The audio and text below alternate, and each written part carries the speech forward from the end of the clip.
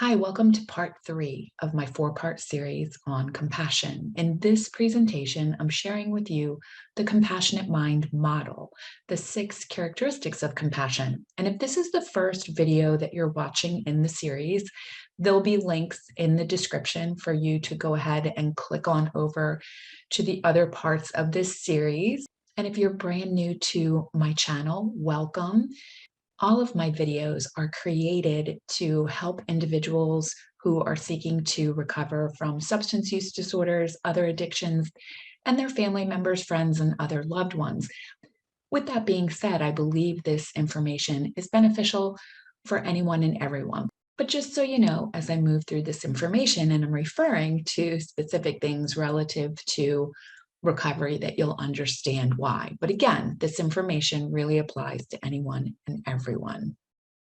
So I'd like to start by sharing with you some information on why some people are afraid to develop compassion. And these are essentially their myths, right? Because people are afraid that compassion, if they develop compassion, if they show compassion, if they offer compassion, then they are somehow weak. And that is absolutely not true.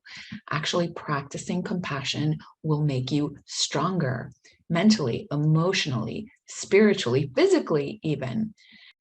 Another reason why people fear developing compassion is because they believe that others will then take advantage of them. And again, this is a myth because the exact opposite is true. Because I'm not just talking about compassion towards others, we're talking about compassion towards self as well. So whenever we're offering compassion towards ourselves, as I've shared in the previous presentations, that is referred to as self-compassion. And the more that you are able to develop self-compassion, the more you are going to be able to then offer that compassion to others, and the stronger you will become. And then, of course, people fear that if they open themselves up to difficult emotions, that they will be overwhelmed. And a part of compassion, as I've shared in the previous videos, is mindful awareness. So in practicing mindfulness, in practicing kindness, and in recognizing that common humanity, we actually develop resilience. We become better able to handle difficult emotions rather than the opposite. So initially, compassion, the practice of compassion, is difficult. And sometimes those difficult emotions will actually become more difficult in the beginning before you actually develop the strength to be able to move through them more easily. And so that is a truth that I'd like to definitely share with you so that you understand that. And I often refer to the metaphor of the gym, whether we refer to that as the spiritual gym or the sobriety, the recovery gym. What we're doing when we practice compassion, when we practice these spiritual principles, it's like going to the gym. And when you haven't been to the gym in a long time and you go and you work out, what happens? You usually get sore, right? Your muscles hurt before they actually get stronger. So the same is true when we practice compassion. If we haven't practiced compassion ever, if we've, lived for years, the majority of our life being self-critical or even, critical towards others, then this ability to practice compassion will essentially produce some pain at first before you start to develop that strength. Nothing, however, that cannot be overcome. I think it's just a matter of expecting it and leaning into it and understanding that often for some people, it is more difficult initially, but if you stick with it, you absolutely will get stronger and you'll be better able to handle those difficult emotions. So why do people then buy into these myths? Why do they believe what they believe? Well, they believe what they believe because they don't understand compassion. They've never learned about compassion. Maybe they've even been told things as they were growing up in their family of origin, maybe from other individuals, that compassion is a sign of weakness, that forgiveness is a sign of weakness. And compassion is anything but a sign of weakness, right? Compassion requires actually strength. It requires courage, which is what? It's moving forward despite fear, despite not even maybe fully understanding. And compassion is directed toward helping ourselves and helping other people ultimately. Compassion involves assertiveness and standing up for ourselves and for others and not allowing ourselves to be taken advantage of. Compassion gives us a way to work with our difficult emotions that can help them ultimately heal. It also allows us to work with our difficulties as they come up so that they don't build up and then we blow up in the case of anger. And quite often, when someone is struggling with codependency issues, there's that stuffing of the emotions, there's that negating of the emotions, and then they build up and they build up, and then the person just explodes. And let's face it, difficult emotions are not fun, right? Nobody likes to experience difficult or painful emotions, but compassion gives us a way to be better able to handle those difficult emotions, to be in a position where we develop that strength and we are less likely to act out in ways that are unhealthy or that will ultimately hurt us or create weakness within our bodies.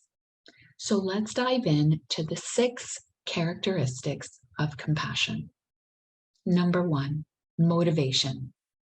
So a part of compassion is being motivated, having the desire to relate to ourselves and others in a kinder, more helpful way that will help ultimately alleviate suffering, alleviate our own suffering, and alleviate the suffering of others. So I give you examples of both compassion towards self and compassion towards others. So an example would be, I've suffered enough as a result of my anger. It's time to do something about it. This is not the sort of person I want to be. Or I may not be able to cure his or her addiction, but at least I won't contribute to it on purpose. I want to make things better for him or her, not worse. Number 2, sensitivity.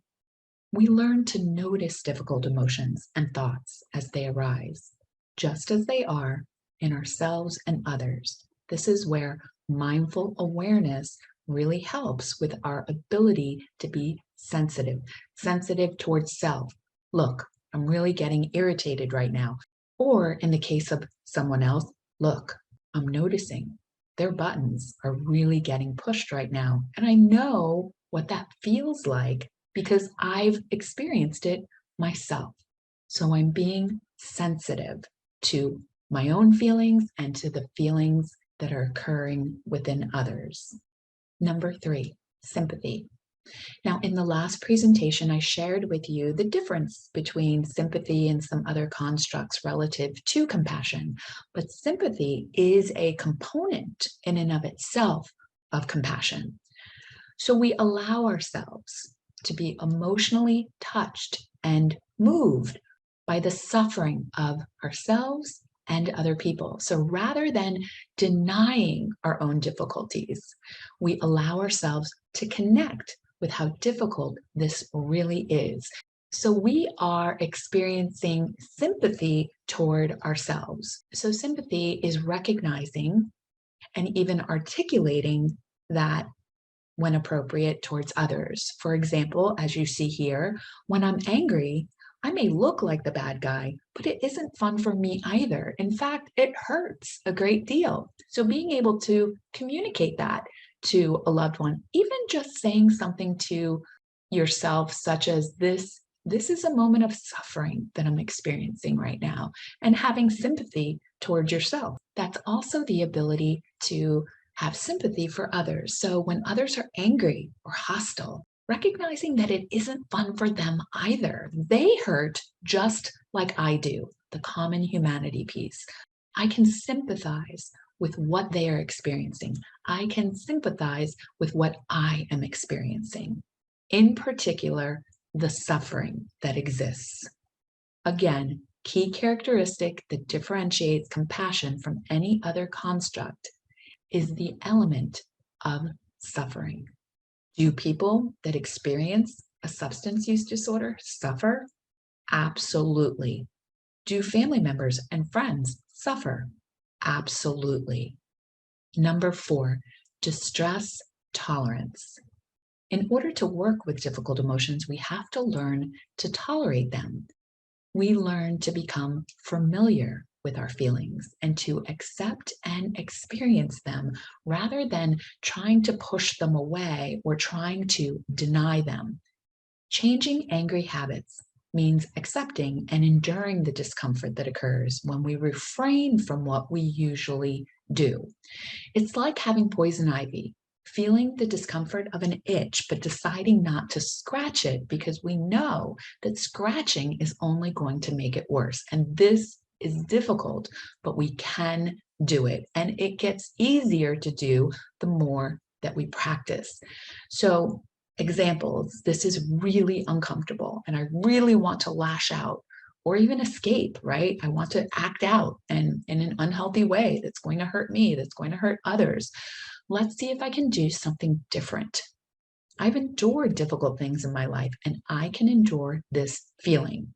Because let's face it, when anyone chooses to pick up a drink or a jug, when they have reached the point where doing so has created unmanageability and pain in their life, they're choosing to do that based upon a feeling, generally a difficult feeling, or in some cases, it can be a positive. Some people relapse based upon a celebratory experience, right? Where they're feeling really good and happy and they're wanting to celebrate. But in the majority of the cases, I would say relapse is more likely to occur based upon a negative feeling. It's hard being around someone who's having a hard time, but I don't have to let their distress cause anger in me.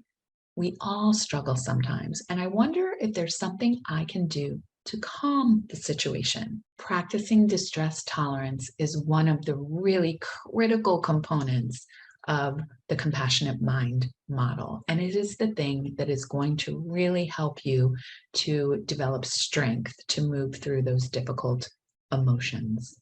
Number 5, empathy. Here's another example of these other constructs that are coming in and supporting compassion practice. So empathy is learning to recognize and understand emotional experiences and how it makes sense that we or others may be feeling this way.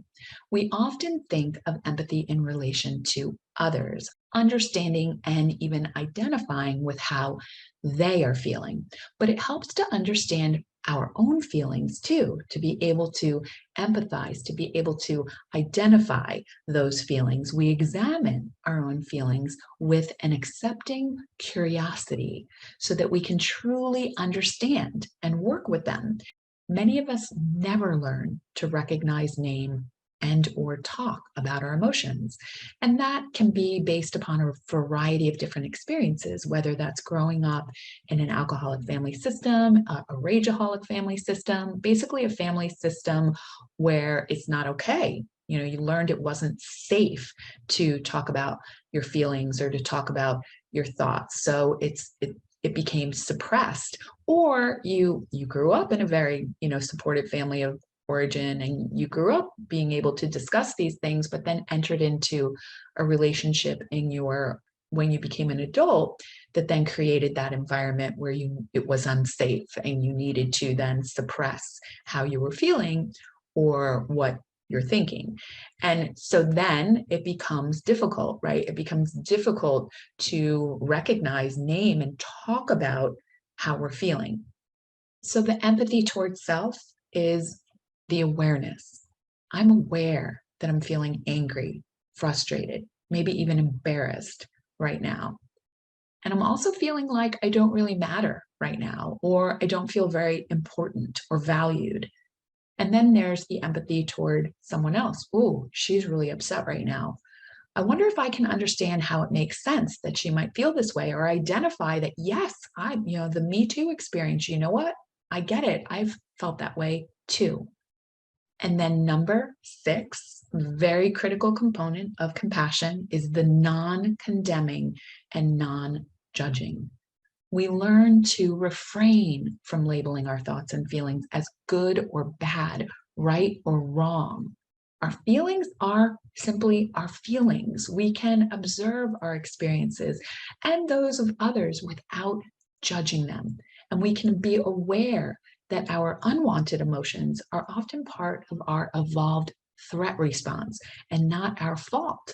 And this applies to everyone else too, right? So it makes sense that he or she feels like this right now and is acting this way because we all have these difficult threat systems. We all have those responses to fear or feeling unsafe. And I want to make sure that I'm not doing things that make this person feel threatened, that make my loved one feel threatened.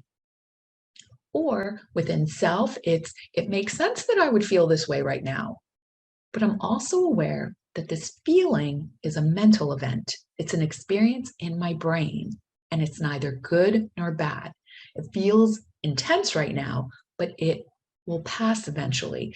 So, this is especially important, critical part of compassion practice, this non-condemning and this non-judging, and something I really try to convey as much as possible to the individual and their family members or other loved ones, because condemning, judging, these are the things that fuel relapse. So the more that we are able to be non-condemning and non-judging towards ourselves, then the stronger we'll become and be able to better move through those difficult emotions that trigger relapse. Because let's face it, when it comes to any type of substance use disorder, whether that's a mild one, moderate, or in the case of addiction, we're talking about a severe substance use disorder, there is a lot of condemning and judging that comes along with that, which of course is what makes it such a challenging illness to overcome, but not impossible, which is a big part of why I do what I do, because I want to convey that and help people to understand that this is a very difficult illness to overcome, but it is not impossible. And learning these things like compassion, how to be compassionate towards self, how to be compassionate towards others, is going to help you to gain the strength that you need to overcome this illness and any other challenges and or issues that you may face. So I hope you found this information valuable. If you did, give me a thumbs up, and I will join you back here next time for part 4 of my 4-part series, which is about learning how to shift from anger to compassion. Until then, have a beautiful and a blessed day.